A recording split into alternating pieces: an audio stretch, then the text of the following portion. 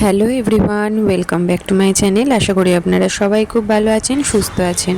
আর আজকে হচ্ছে হোলির ব্লগটাই আজকে আপনাদের সাথে শেয়ার করব। তার আগে ছিল আমাদের অ্যানিভার্সারি, আর তার আগের দিনকে ছিল হোলিকা দহন। হোলিকা দহনটা কি সেটা আমি পার্সোনালি জানতাম না।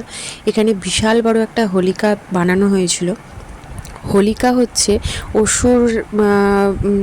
অসুরদের রাজা হিরণ্যকাশ্যপ, ওনার বোন ছিলেন হোলিকা। আর হিরণ্যকাশ্যপের ছেলে ছিলেন হচ্ছে প্রহ্লাদ। তো প্রহ্লাদ ভীষণ বিষ্ণুর ভক্ত ছিলেন। তো তার জন্য অসুর রাজা যে হিরণ্যকাশ্যপ, উনি অনেকভাবে প্রহ্লাদকে মেরে দেওয়ার চেষ্টা করেছিলেন। তো সেখানে এরকম একটা অগ্নির একটা করেছিলেন, সাজিয়েছিলেন, সেখানে প্রহ্লাদকে বসিয়ে, এবং তার পিসি হোলিকা নিজের থেকেই বলেছিল যে আমি তো আগুনে আমার কিছু হবে না, আমি বরপ্রাপ্ত, তো প্রহ্লাদ পুড়ে ছারখার হয়ে যাবে কিন্তু আমার কিছু হবে না। তো সেই হোলিকা প্রহ্লাদকে নিয়ে ওখানে বসেছিলেন, আর হোলিকা নিজে এই আগুনে পুড়ে মারা গেছিলেন, কিন্তু প্রহ্লাদের কিছু হয়নি বিষ্ণুর জন্য। তো এই জন্য এরা সবাই এই দিনটা ভীষণ শুভ বলে মনে করেন।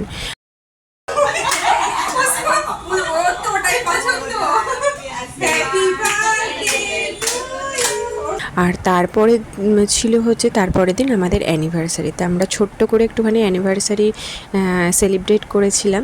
মিঠির খুব পছন্দ আর কি, কেক কাটবে হ্যাপি বার্থডে, তো তার জন্য আমি হ্যাপি বার্থডেই আমি বলেছিলাম। আর তারপরেই হঠাৎ করে সোমের বাবার অফিস কলিগ দুজন চলে এসেছিলো হঠাৎ করেই, মানে একটা সারপ্রাইজ দিয়েছিল। তো সেই আর কি একটা ছোট করে অ্যানিভার্সারি সেলিব্রেট করা হয়েছিল। আমরা দুজনে একটুখানি বেরিয়েছিলাম বাইরে, আর কোথাও খাওয়া দাওয়া করিনি, কারণ লাস্ট সানডেই আমরা খেয়ে এসেছি বাইরে থেকে। এটা জাস্ট একটা মিঠির খুব আনন্দ লাগে, ও রোজের বলবে কেক কাটবো, আমার হ্যাপি বার্থডে হবে, তো তার জন্য কিছু অকেশন হলে একটা কেকটা আনার একটু চেষ্টা করি।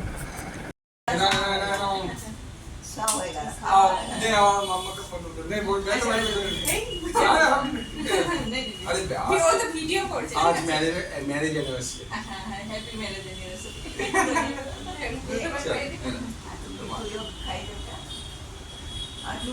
আমার মুন্ডুকে একটু খাই রে, মুখকে একটু খাই তোকে খাই দিলাম। আর আমার এই বুড়োটাকে একটু খাওয়া সবকো দে দাও। আর এখন আমরা যাচ্ছি এবার পরের দিন, মানে হোলির দিন। আমরা এখন যাচ্ছি হচ্ছে নিচে নামছি। হোলি অলরেডি দুজন এসেছিলো, দুটো ফ্যামিলি এসে মাখিয়ে দিয়ে গেছে, আর রান্না টান্না আমার এখন হয়ে গেছে, নিয়ে কমপ্লিট করে এখন যাচ্ছি হচ্ছে একটা জায়গায়, সেখানে সবাই মিলে মিট করে ওখানে আর কি হোলি সেলিব্রেশন হবে।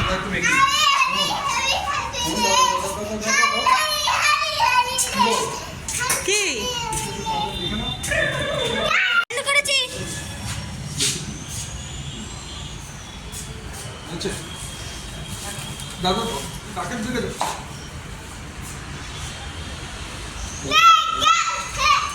এটা করলে না মাছকে দিয়ে হয়েছে, তুমি আমরাই সব নিয়ে বোকাও কথা খাই ব্যাস হয়ে গেছে। সব দিতে করতে তুমি আমাকে আগের বারে দিচ্ছিলে এরকম করে করেছো, তো আমি দিয়ে দিচ্ছি ব্যাস। আর দিও না, চোখে ইয়ে হয়ে ব্যাস, ঠিক আছে হয়ে গেছে। চলো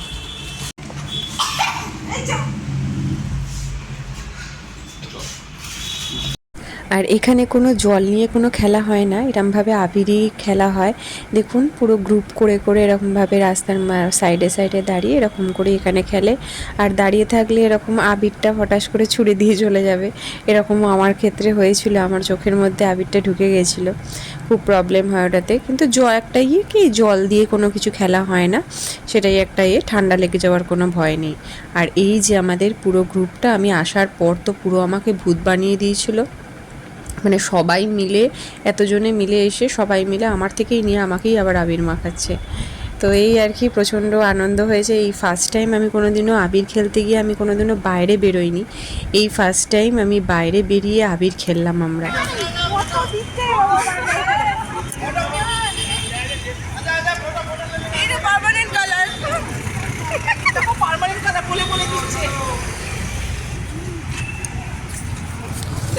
আর ওখানে তারপরে রং টং খেলার পরে আমরা আর একটা বাড়িতে গেছিলাম, ওই বৌদি আসতে একটু লেট করেছিল, তো ওই যে সামনে দাঁড়িয়ে রয়েছে ওখানে একটুখানি আমরা বৌদিকেও একটুখানি লাগিয়ে দিলাম, দিয়ে তারপর আমরা নিজেদের মতন একটুখানি বেরিয়েছিলাম। আর এই রাস্তাটা দেখুন, এই রাস্তাটা দিকে যে যাচ্ছে মানে দেখা তো কিছু যাচ্ছে না, মনে হচ্ছে এক একটা কালার এদিক দিয়ে ওদিক দিয়ে মানে এরকম ছুঁড়ে দিচ্ছে আর কি। সাইডে সবাই দাঁড়িয়ে রয়েছে, রাস্তা দিয়ে লোক যাচ্ছে তাদের গায়ে এরকমভাবে ছুঁড়ে দিচ্ছে, পুরো রাস্তাটা ধোঁয়া হয়ে রয়েছে, কিছু দেখা যাচ্ছে না।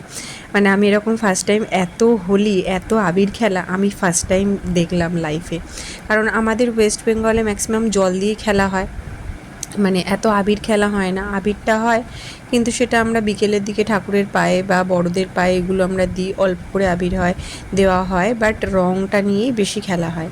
বাট এখানে কিন্তু একদমই কোনো জল রঙের কোনো ব্যাপারই নেই, রঙটাও দিলে মাথার মধ্যে এমনি দিচ্ছে বা মুখের মধ্যে এমনি লাগিয়ে দিচ্ছে, জল নেই একদম, মানে একদম জিরো জল ওয়েস্টে এখানে খেলা করে।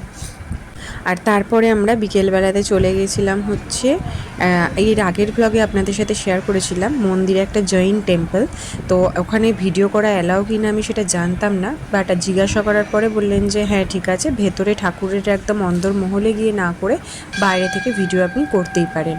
আর দেখুন কত সুন্দর মন্দিরটা, এখানে শিব মন্দির, আর যেটা বড় যেটা দেখালাম ওটা হচ্ছে মহাবীর, গণেশজি রয়েছেন, বজরংবলী রয়েছেন, শিব ঠাকুর রয়েছেন, আর এক পাশে রয়েছে হচ্ছে বিষ্ণু রয়েছে। এই কালো যে ঠাকুরটা ওটা আমি ঠিক বুঝতে পারিনি, এখানে হচ্ছে দুর্গা ঠাকুরেরই নানা রকম রূপ এখানে রয়েছে, খুব সুন্দর আর খুব শান্তি মনে হচ্ছিল একটা। আমরা আগেরবারে সেখানে বসেছিলাম, এবারে মিঠিকে নিয়ে এসছে, আগেরবারে শুধু আমি আর সোমের বাবাই এসছিলাম।